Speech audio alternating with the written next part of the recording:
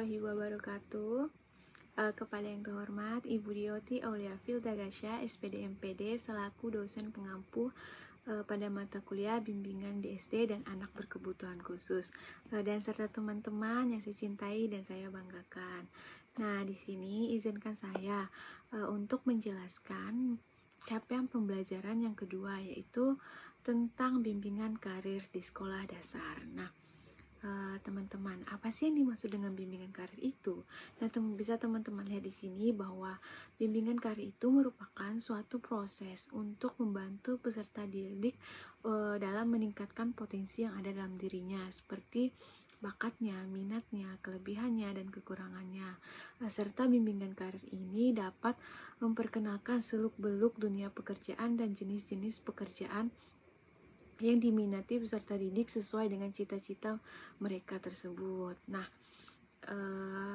bimbingan karir ini bisa juga diartikan sebagai upaya untuk mendorong atau memberikan kemudahan kepada peserta didik dalam memperkembangkan karirnya di kehidupan yang akan datang atau di kehidupannya. Nah, selanjutnya di sini saya akan membahas tentang apa saja sih problematika karir di sekolah dasar itu. Nah, bisa teman-teman lihat bahwa problematika karir di sekolah dasar itu, yang pertama, karir merupakan rangkaian pekerjaan, jabatan ataupun kedudukan yang dimiliki seseorang selama kehidupannya. Nah, misalnya ditanya soal karir, maka bukan hanya pekerjaan dilakukan saat ini saja, tetapi merupakan rangkaian selama seseorang itu hidup di dunia. Nah, yang kedua yaitu siswa di SD pada dasarnya sedang menempuh fase karir untuk meraih masa depan yang lebih baik. Nah, karena di sini itu siswa difokuskan untuk bisa mengembangkan efektivitasnya, psikomotoriknya, dan pengetahuan-pengetahuan dasarnya.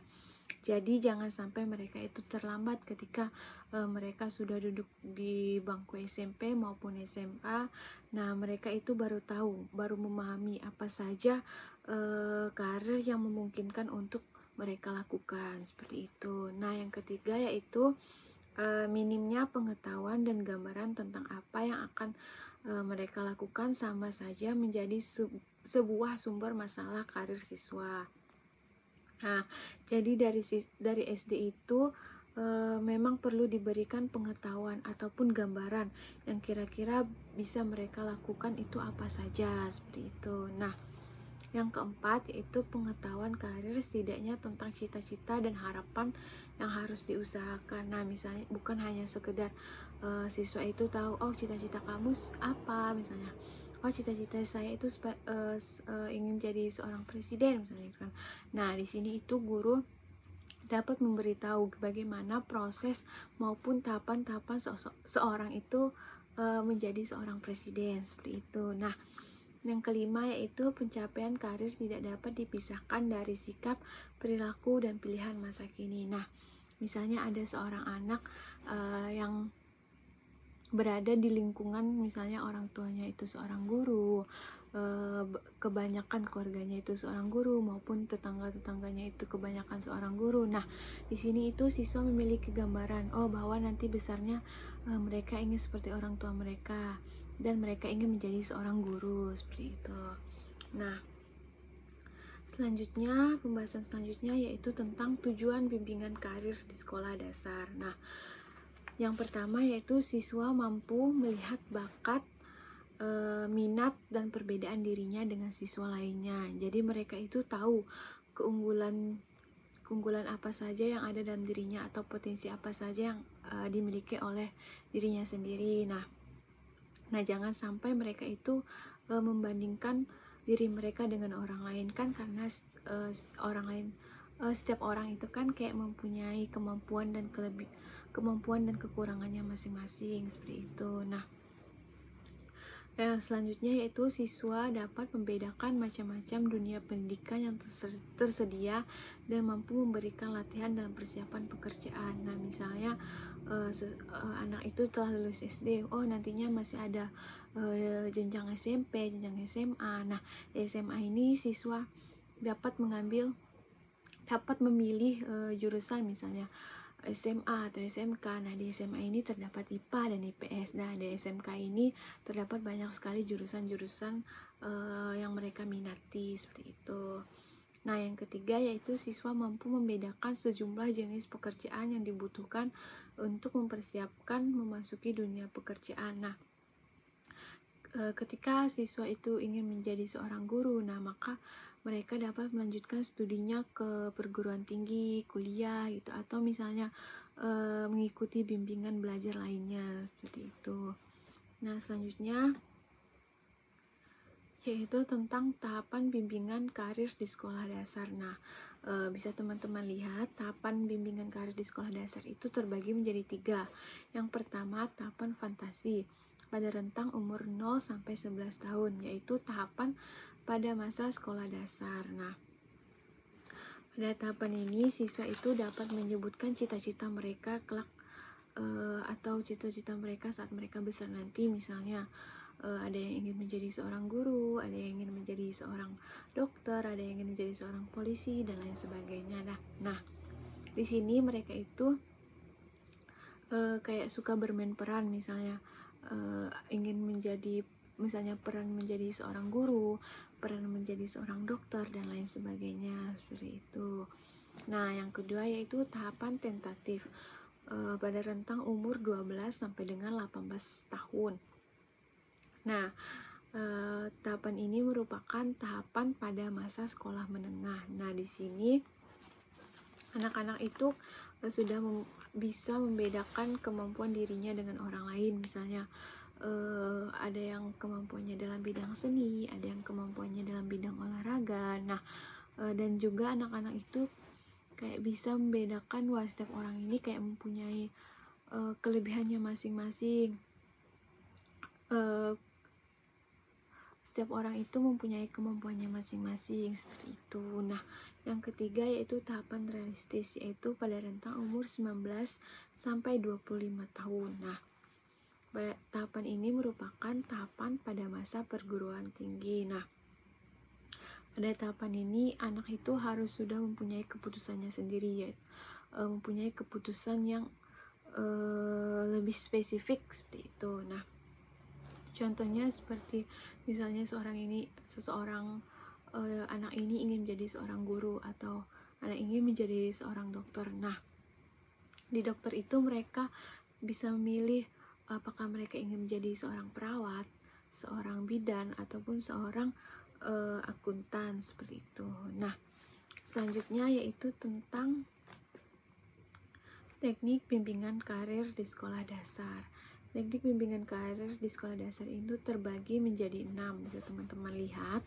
Yang pertama yaitu terpadu pada KBM, kegiatan belajar mengajar. Nah, teknik ini merupakan teknik yang paling memungkinkan, mengingat pelaksanaan bimbingan ini adalah seorang guru. Nah, guru SD itu merupakan adalah pelaksana langsung sebagai pembimbing di kelasnya.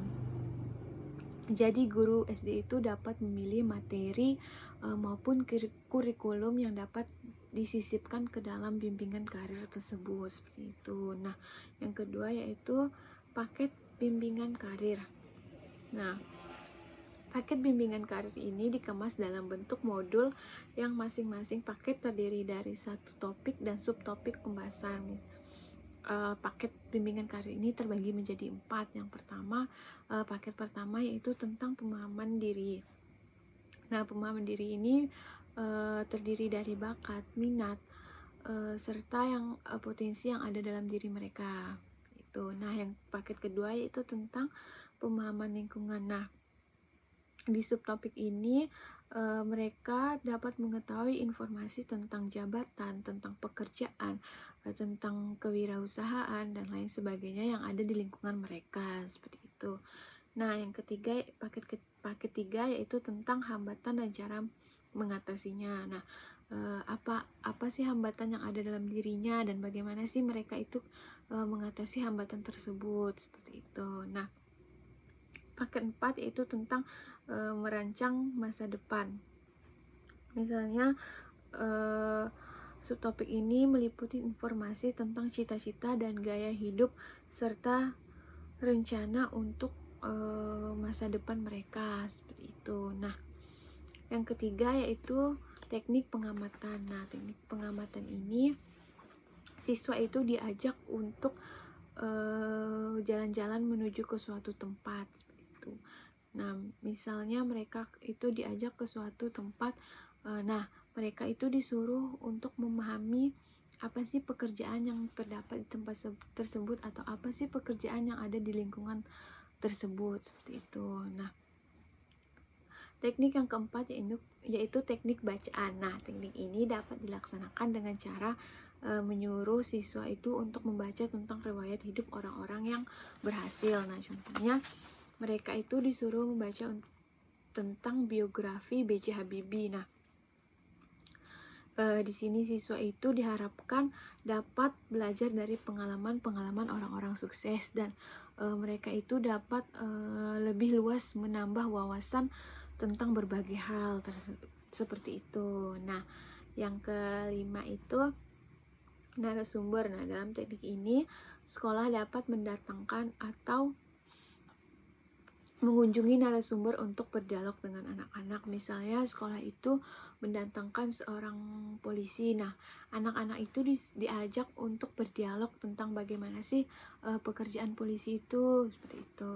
Nah, yang keenam yaitu cerita. Nah, biasakan murid SD ini kan sangat menyukai tentang cerita. Nah, di sini guru dapat melaksanakan bimbingan karir melalui cerita, sehingga guru dapat memberikan informasi tentang berbagai pekerjaan atau cerita tentang kerja keras yang membuahkan hasil. Nah, selanjutnya yaitu tentang materi bimbingan karir di sekolah dasar. Nah, materi bimbingan karir ini terbagi menjadi dua. Yang pertama, materi bimbingan karir untuk kelas rendah. Yang kedua, materi bimbingan karir untuk kelas tinggi. Nah, yang untuk kelas rendah itu yang pertama menjelaskan bahwa pekerjaan itu penting bagi kehidupan seseorang dengan tuntutan lingkungan. Nah, yang kedua, mengenalkan keterampilan yang dimiliki siswa tersebut. Nah, mengenalkan potensi yang ada dalam diri mereka. Nah, yang ketiga, menjelaskan macam-macam pekerjaan yang ada di lingkungan sekolah dan di lingkungan masyarakat. Nah, yang keempat, menjelaskan bahwa kehidupan harus direncanakan. Nah, yang kelima, menjelaskan bahwa pekerjaan sangat dipengaruhi minat dan kecakapan mereka. Yang kedua yaitu materi bimbingan untuk kelas tinggi. Di sini yang pertama menjelaskan manfaat mencontoh sikap, perilaku, dan kebiasaan hidup orang-orang sukses. Nah, seperti B.J. Habibie, Soekarno, Soeharto, dan lain-lain. Yang kedua, mengenalkan pekerjaan di lingkungan siswa. Yang ketiga, membimbing siswa merencanakan pekerjaan yang cocok ketika mereka dewasa. Yang keempat, membimbing siswa untuk meneladani tokoh panutan. Yang kelima, menjelaskan keterampilan yang dikaitkan dengan pekerjaan tertentu. Nah, selanjutnya yaitu tentang struktur program bimbingan di SD. Struktur program ini terbagi menjadi 4. Yang pertama, layanan dasar bimbingan. Layanan dasar yang memberikan bantuan bimbingan kepada peserta didik melalui kegiatan yang diberikan dalam rangka mengembangkan perilaku dasar secara optimal dalam memilih keputusan dalam kehidupannya. Misalnya dalam bimbingan kelompok yang dimana sejumlah siswa itu kayak melakukan sharing atau berbagi pendapat, misalnya tentang bagaimana sih cara belajar dengan baik, bagaimana sih cara menghadapi dunia pekerjaan, seperti itu. Nah, yang kedua yaitu layanan responsif, yaitu layanan yang memberikan bantuan dari konselor ke konseli yang membutuhkan bantuan untuk menangani masalah dan membantu memenuhi kebutuhan yang dirasakan penting untuk peserta didik. Nah, misalnya dengan kegiatan berkonsultasi dengan berbagai pihak seperti guru, wali kelas, guru mata pelajaran, ataupun pihak lain yang di luar kelas untuk membahas penyelesaian masalah siswa tersebut. Nah, yang ketiga yaitu sistem perencanaan individu. Nah, layanan ini membimbing siswa untuk membuat perencanaan yang menyangkut karir, studi, maupun hidup di masyarakat. Yang pertama yaitu contohnya pengenalan terhadap potensi siswa. Yang kedua, pengenalan lingkungan untuk mengetahui potensi dan peluang apa saja yang terdapat pada lingkungan tersebut.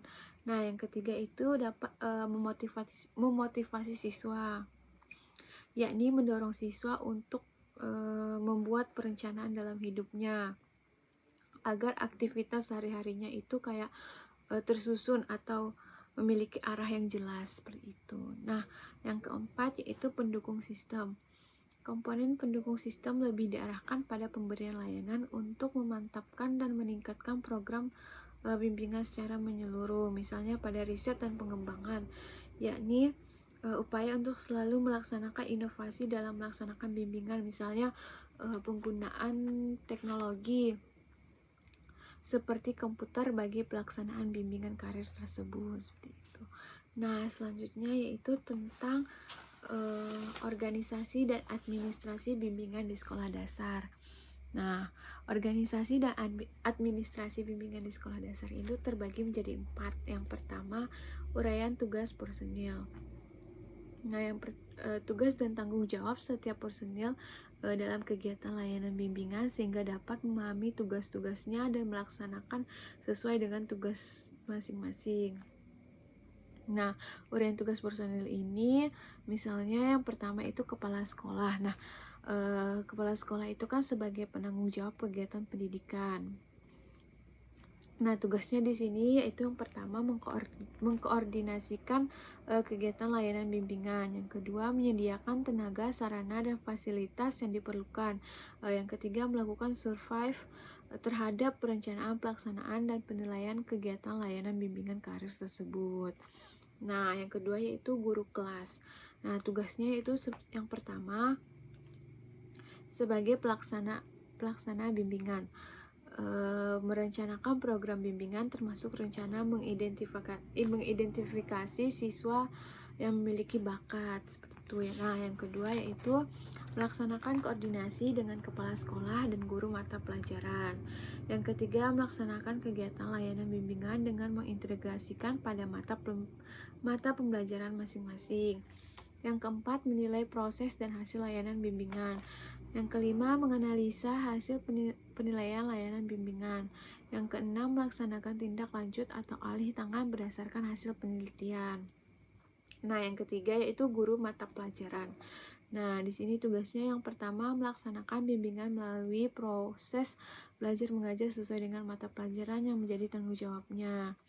Yang kedua, bekerja sama dengan guru kelas atau guru pembimbing dalam hal pengembangan program bersama atau terpadu. Nah, selanjutnya yang kedua itu pengawasan. Untuk menjamin terlaksananya layanan bimbingan secara tepat diperlukan adanya kegiatan pengawasan bimbingan secara teknis maupun administratif. Nah, fungsi kepengawasan layanan bimbingan ini adalah memantau, menilai, memperbaiki, meningkatkan dan mengembangkan kegiatan layanan bimbingan di sekolah dasar. Nah, yang ketiga yaitu ada sarana dan prasarana. Program telah tersusun sedemikian rupa dapat terlaksana dengan efektif jika didukung dengan sarana dan prasarana yang memadai. Nah, contohnya yang pertama yaitu alat pengumpulan data. Nah, seperti format-format, pedoman observasi, pedoman wawancara, angket, catatan harian, daftar nilai prestasi belajar, kartu konsultasi, dan sebagainya. Nah, yang kedua yaitu alat penyimpanan data, seperti kartu pribadi, map, dan sebagainya. Nah, yang ketiga yaitu perlengkapan teknis seperti buku pedoman atau buku petunjuk, buku informasi, paket bimbingan. Nah, ruang bimbingan. Nah, biasanya guru itu kan melaksanakan layanan bimbingan itu kan misalnya di ruang kelas ataupun di ruang perpustakaan gitu. Nah, yang keempat yaitu anggaran biaya. Anggaran biaya ini diperlukan untuk menunjang kegiatan layanan bimbingan. Anggaran biaya ini seperti biaya surat menyurat, biaya transportasi, biaya penataran, biaya pembelian alat, dan sebagainya.